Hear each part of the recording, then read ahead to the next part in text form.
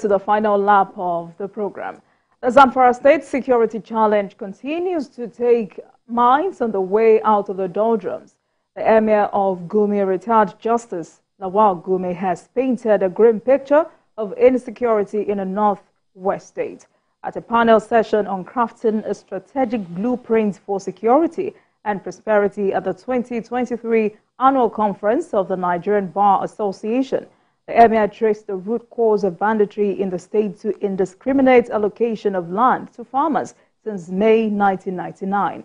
The NBA used the session for stakeholders to jawjaw on defeating insecurity and engendering prosperity. The News Celestina Area tells us more.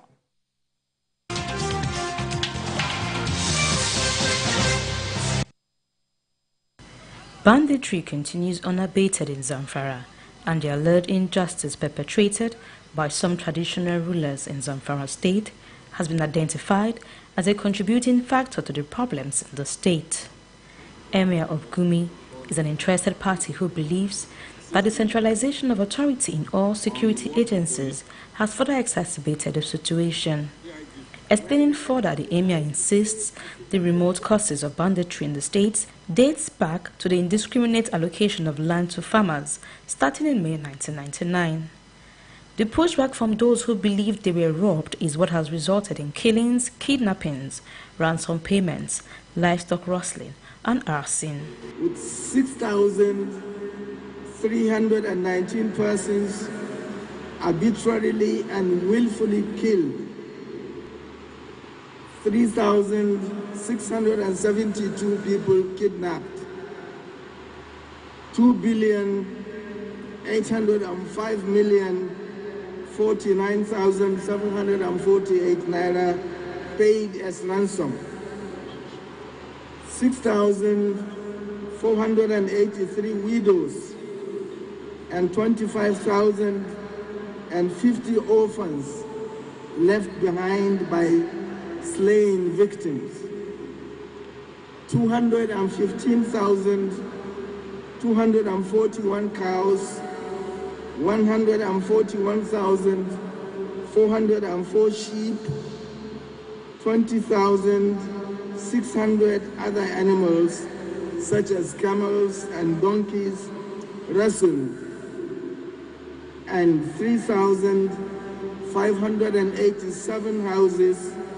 1,487 motor vehicles and motorcycles burnt.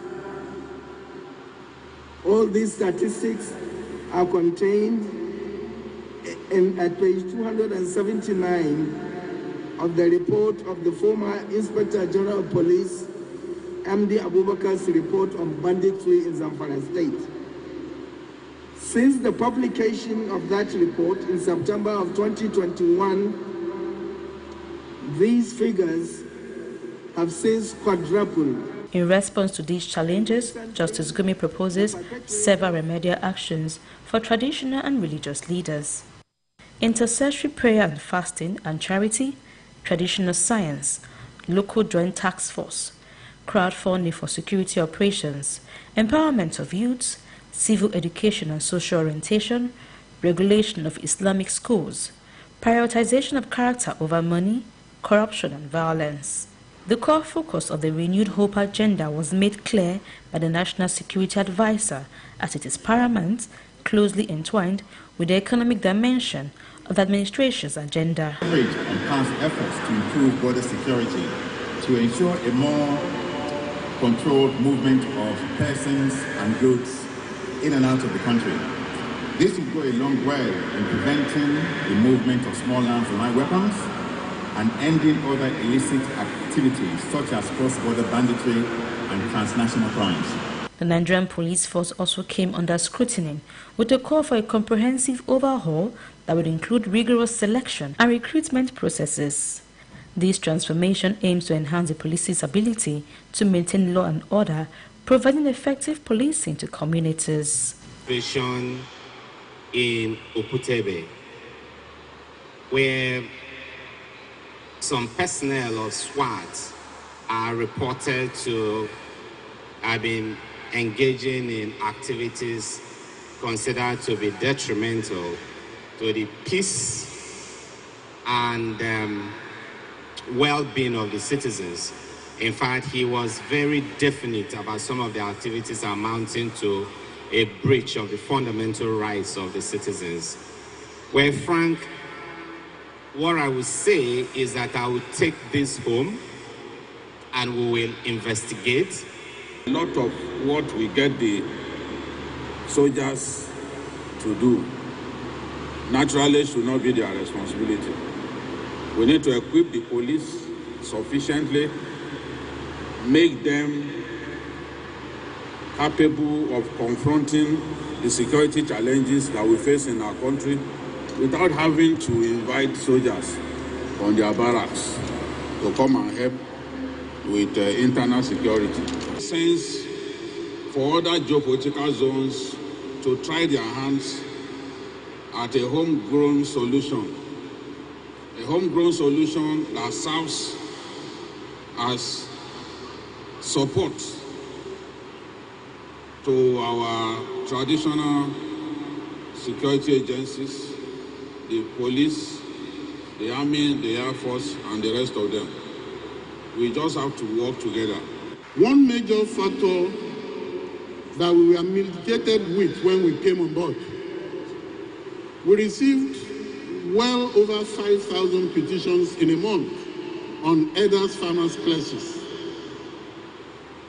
We moved in by educating the elders on their rights as a Nigerian to do their business.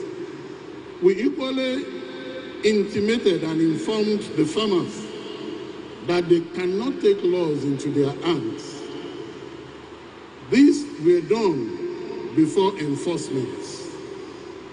And I want to tell you today that in Ondo State, farmers are going to farms. Security is not the sole responsibility of the government, but a collective duty. However, the government bears a fundamental responsibility of safeguarding its citizens. Celestina Iria, TVC News, Abuja.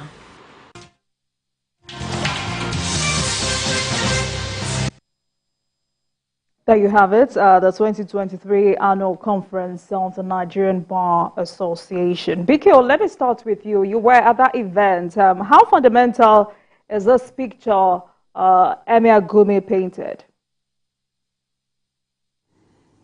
Oh, he painted a very grim picture of the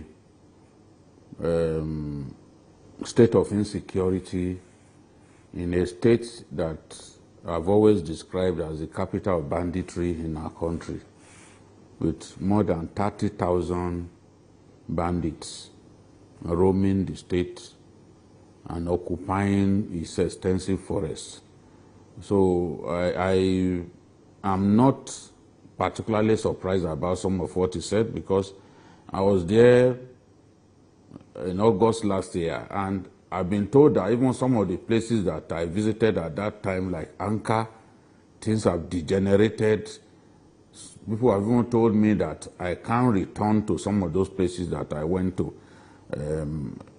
in August last year. And in August last year, I went to see a school where bandits actually kidnapped so many schoolgirls.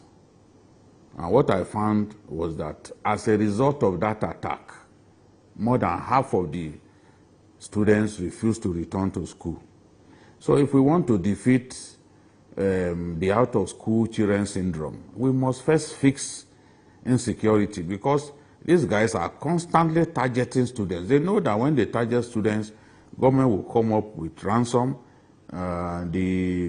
The media will report it in a manner that makes it inevitable for government to step in and pay ransom. Remember the federal government college bringing Yauri students that were kidnapped by the notorious bandit Dogo Gide. Some spent about 2 years in his hands. Some of them were impregnated.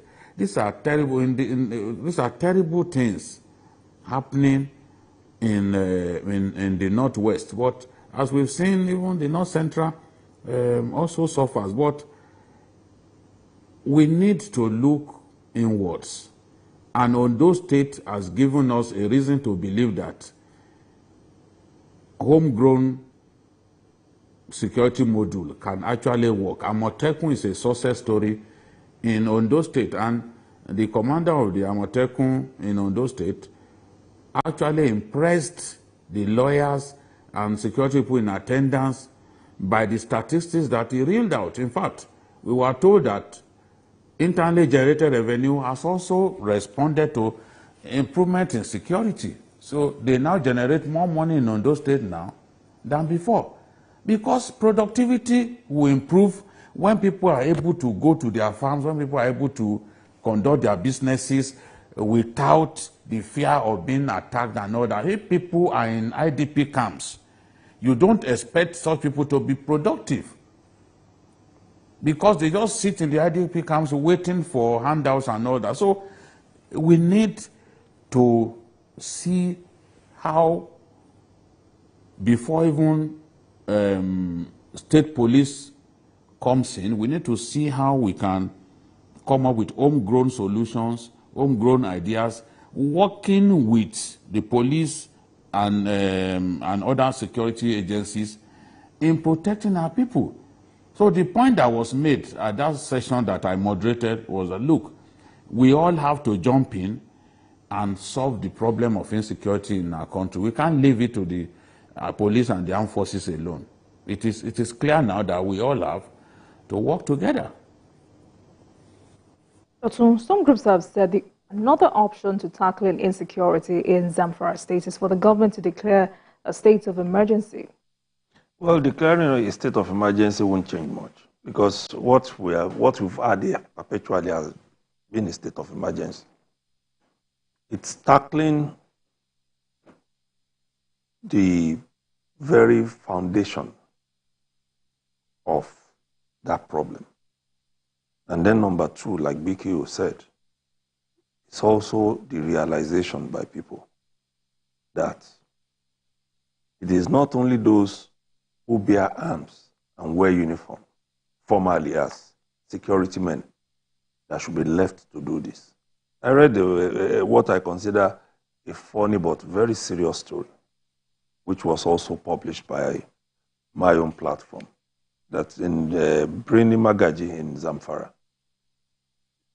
Some bandits came into that village, took away women from the village, and the villagers were able to identify some of those bandits as having houses in their own village, and they went and kidnapped their own wives too.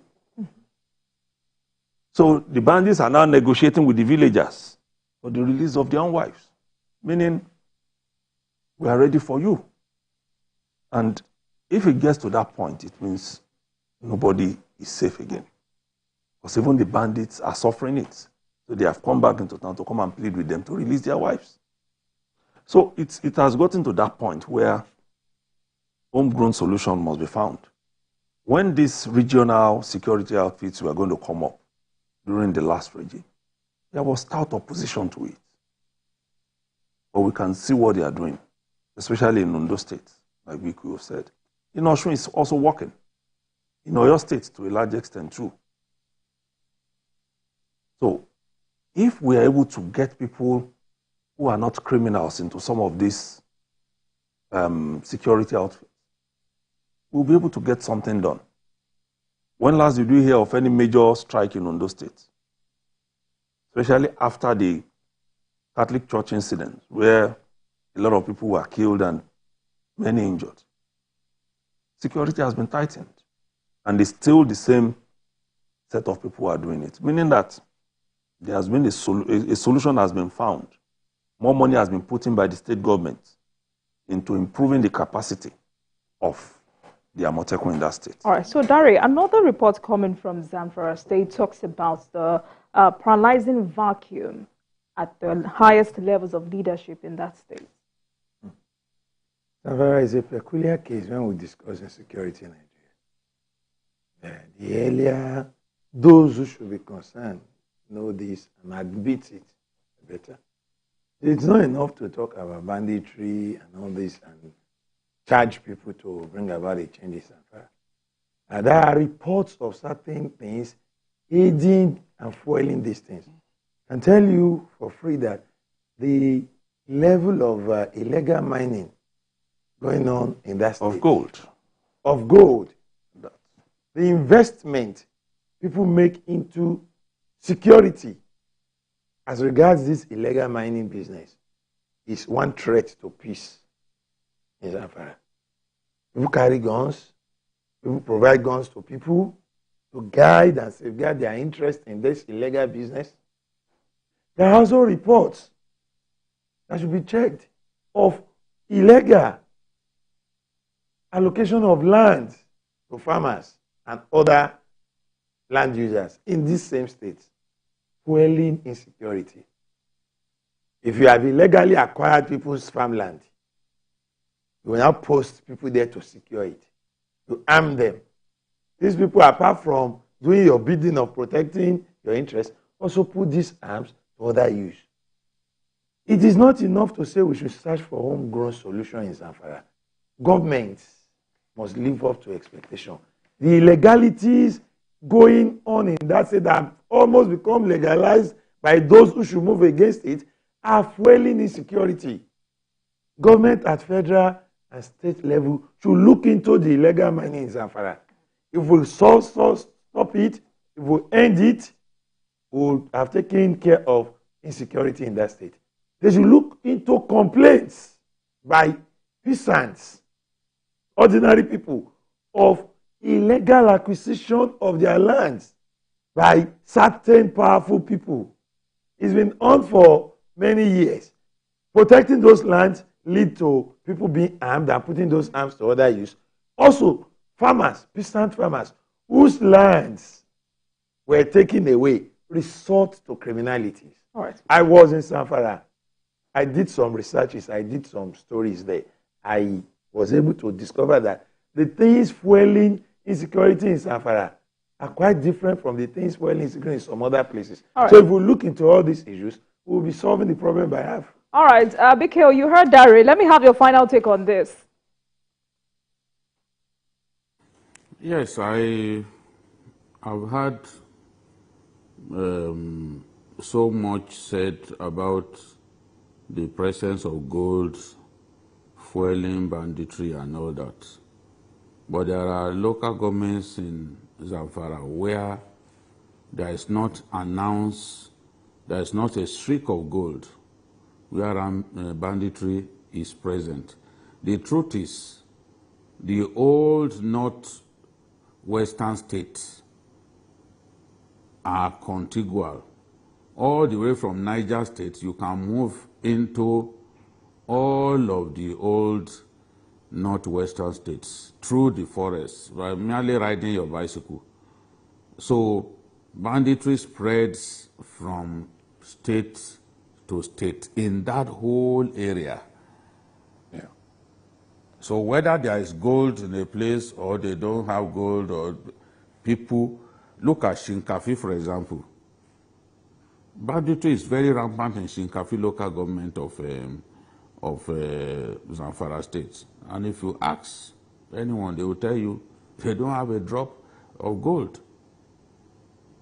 So these people for so long had behaved like it is their right to steal from people. And they are confident that when they attack people's homes, when they kidnap people, they will get good money.